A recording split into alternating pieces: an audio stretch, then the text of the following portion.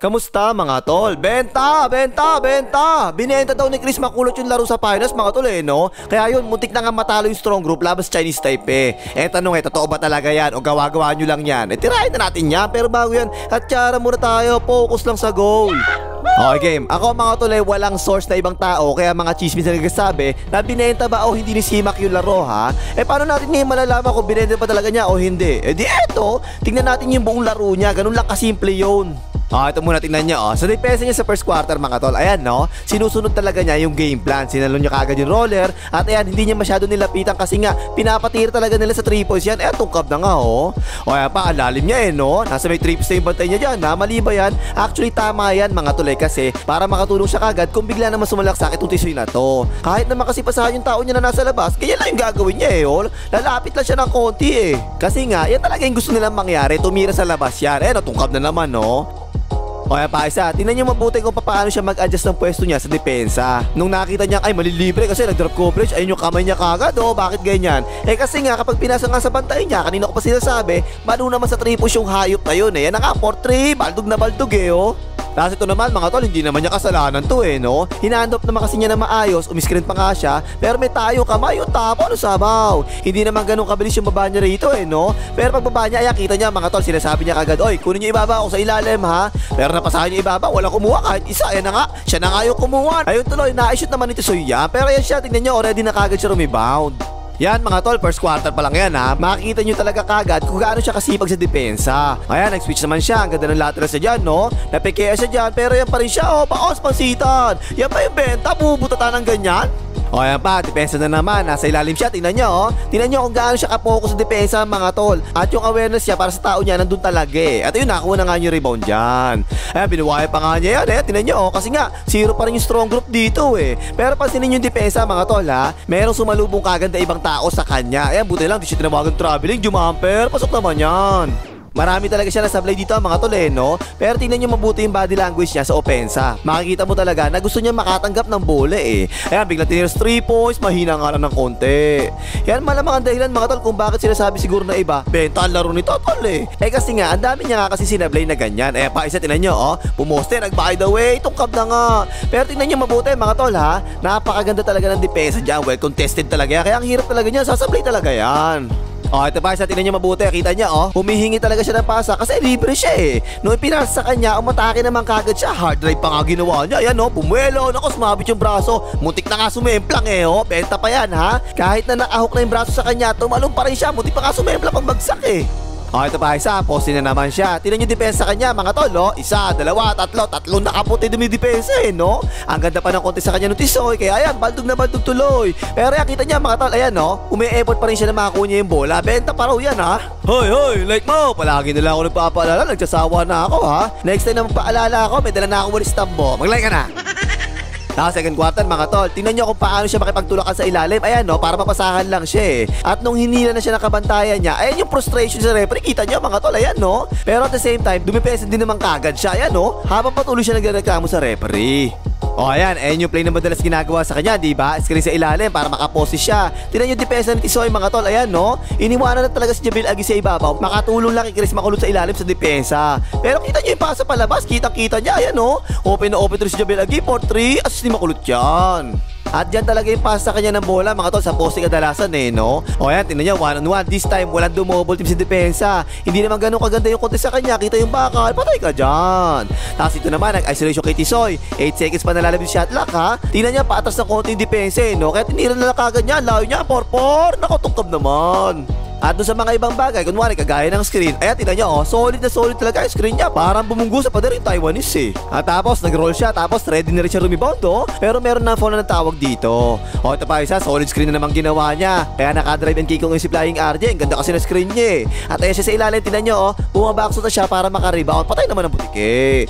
Ang gaganda talaga ng screen siya rito mga tol ha. Partida, benta pa raw yan, sabi ng iba Ayan tingnan nyo, pin down screen kay Kapagnot. Drive and kick out, binigay sa anak ni Chong, 4-3. Nako, sobrang stikol. O ito, pass break naman. Sino yung nauna nakababa? Si Makulot Tapos nung masikip yung pasa sa kanya, natapik pa niya palabas. Flying RJ, 4-3. Tukab naman yan. Pero yan, napaul naman daw sabi ni Rep. O ito pa, malayo naman siya sa play dito mga tol ha. At nung nakita niya, ay titira na pala. Ginawa niya, pumwesto na kagad siya para rebound. At tingnan niya kung gaano kataas yung talon niya dyan mga tol. Benta pa yan, mataas ang talon Natapik nga lang ni Afro kaya hindi niya nakuha yung rebound. O ito, depensa naman. Tingnan niyo kung gaano siya kalayo sa play mga tol ha. Pero dahil pwede niyang iwanan yung tao niya na banu sa 3 points, kagad siya sa ilalim Nice self-defense yan. Mali naman si Japayukip. Tingnan niyo dito, ayan nag-rotate siya dyan, pinapatira nga nila yan, binantempan niya Kaya yun, nalibre to si Afro sa 3 points. Patay ka dyan. Pero meron din isang pagkakataon, nakashoot naman yung banu sa 3 points. Iniwanan niya ulit, diba? Hype na yung traveling na, matras Hindi pa tinawagan ng referee, 4-3. Ayun, nakashoot sa wakas. So kahit second quarter mga tol ha, sobrang active pa rin niya sa depensa. Kita niyo, bumaksot mga shoot dyan, At yung positioning niya sa depensa mga tol, eksakto talaga palagi. Tingnan niyo nagpaiwas siya sa ilalim kasi nga banu sa 3 points yung tao niya. Pero tinira ng babae, pumasok pa nga. Pero yan mga tol ha, tapos na yung first half. Parang okay naman Normal pa naman lahat para sa akin. Masipag pa nga siya rito Tapos third quarter, yung palaging play sa kanya, diba? Tapos kakat siya para makakuha ng bola. Bumunggo, pumihit, nag-by the way, patay ka dyan. Pero dito, ang hirap ng ginawa niya rito. Ang layo kasi sa ring Mas maganda patay yung defense sa kanya dito. Nag-by the way, tukab tuloy yan. Dito naman, ang ganda ng screen niya. Tingnan niya, tapos nag-roll siya, napasahan siya. Kagad yung sentro ng defense. Tingnan niya, kaya napatras siya At nang bumuelo siya, natalisod naman siya. O baka sabihin nyo naman, sadya yan tol, nagpatalisod talaga yan para kunwari, matutumba siya. Kasi nga, benta yan Pero pag tinignan nyo mabuti yung paa ng depensa, wala pa yung paa doon nung una Tapos bigla sumulpot yung paa, kaya natalisod tuloy siya. Hindi naman pinutuan ng referee, yung baos pansitan. O yan pa nga siya, tingnan nyo, nakatingin sa referee nagtataka kung bakit walang foul At makikita mo talaga mga tol yung depensa ng Taiwan kapag siya may dala, diba? Markado talaga. Yan pa siya, tingnan nyo, isa, dalawa, tatlong tao talaga bumabantay sa kanya At na naman yung hindi napasin ng referee. Dalawang beses siya na foul dito ng sentro ng Taiwan, hindi tumawag Kita nyo body language niya dyan mga tol, Parang gusto nang murahin yung referee pero pinabayaan lang niya, baka ma-technical pa Kaya kita ko mga tol, gigil na talaga Gusto talaga makashoot na pero yung depensa kanya, lagi talaga siya pinagtutulungan. Tingnan nyo Actually, pinasin niya kay Kwame Brown pero natapik naman yung pasa. Paubos ng shot lock tinira na lang niya ulit kagad Pero maganda na naman yung depensa kanya. Yung patay yung butik Pero pa rin siya mga tol, tingnan niya humihingi ng alley-oop bumubuelo na nga Ayun, nakagulong naman siya dyan. Hinila niya yung tisoy, nakaput pa tuloy si Kwame Brown Ayun tuloy, yung Chinese Taipei naman yung nagreklamo ngayon. Yan mga tol Yan actually isang reason na nakikita ko kung bakit ang dami niya sinablay dito Gigil na talaga mga tol Kita niyo yung depensa kanya, ayan tatlong player na naman yung dumidepensa sa kanya nangabaos pansitan. Pero against depensa mga tol, ginagawa talaga niya yung role niya. Ayan ulit, tingnan niyo iniwan niya ulit yung tao niya, diba? Para makatulong siya sa loob. Tapos bumalik siya sa tao niya. Ayan yung lateras mga tol Ayan, sinilasak na tuloy ni Afro, napututa naman ni Resberano. Tapos si Makulot mga tol, nag-sprint na kagad sa fast break. Pero ayun na naman yung depensa, wala ka talaga magagawa Napwestuhan kasi talaga siya, offensive foul talaga yan Pero tingnan niyo mabuti yung reaction niya dyan mga tol. Alam mo talaga, frustrated na siya rito, makakita mo talaga sa mukha niya Pero yung maganda, bumabawi talaga siya sa depensa. Tingnan niyo, 1-on-1, hindi nakatira sa kanya Ipinasa, sumalaksak, sinapian ni Tenorio, pamasang reverse, pasok yan. Actually mga tol, tinignan ko lahat ng depensa niya rito Ito lang yung isang nakita ko na medyo malayo siya ng konti pero nag-contest pa rin naman siya pumasok pa nga yan. Baka sabihin niyo naman, tol, nasushootan palagi, benta yan, benta. Tingnan mo depensa Pero tingnan mo mabuti depensa niyan, alerto, maganda yung contest. Pumasok man yan o hindi, good defense pa rin talaga yan Kahit nga ayan pinagtutulakan na siya ni Tisoy. Tingnan niyo yung babae naiwanan yung kakampi niya na nagsasabi bang may lagi ata to Ayun, siya na lang to yung nag-contest. Kaya yan, kumalog na nga yan. At nung binigay ulit sa babae, tingnan niyo mga tol, ayan nag-close out siya ng maganda. Mutik pa nga niya mabutatayan tukab na naman. Ayan pa, pick and roll naman ngayon. Ibinalik sa babae yung bola. Ayan na naman yung contest niya. Ayan babae, 4-3 na naman. Tukab na naman. Meron pag ganyan nagbibenta ng laro mga tol, ganyan mag-effort sa depensa tapos consistent pa. Ang layo pa nga niya, tingnan nyo mabuti Pero tingnan nyo, nag-close out siya, inaabot pa nga, baos pansitan. Benta pa yan nakakabot na tayo sa 3 points, benta yan At ayan na naman yung role niya sa depensa mga tol. Sasaluhin niya siyempre yung Tisoy, tinulak na naman siya Tingnan niyo siya ngayon lumaban mga tol, hinila pa nga niya, hindi na talaga pinituhan ng referee Ayun, kick out na lang tuloy, paubos ng shot lock, 4-3, patay ka dyan. At saka sa rebounds mga tol, actually konti lang yung rebounds siya rito 5 lang ata Pero ayan talaga yung effort niya, nakakuha pa siya ng loose ball foul dahil nag-effort nga siya kumuha ng rebound. So 3 quarter na mga tol, parang okay pa rin naman talaga Mukhang normal naman, mukhang hindi benta Tapos fourth quarter, struggling pa rin talaga si Chris Makulot mga tol. Ayan, bigla tinis 3 points, so tungkab naman. Tapos ito naman, sumalaksak si Flying RJ, dinirapas sa kanya, ang ganda, ayun, napol na nga siya dyan. At ito malamang siguro isang dahilan mga tol kung bakit sinasabi na iba, benta laro niya tol, kasi tingnan mo oh, naawa lang yung unang free throw, tsamba lang eh. Tapos yung pangalawang free throw, ayan na naman, fourth quarter to, tingnan mo, tungkab yung free throw niya, sablay eh oh.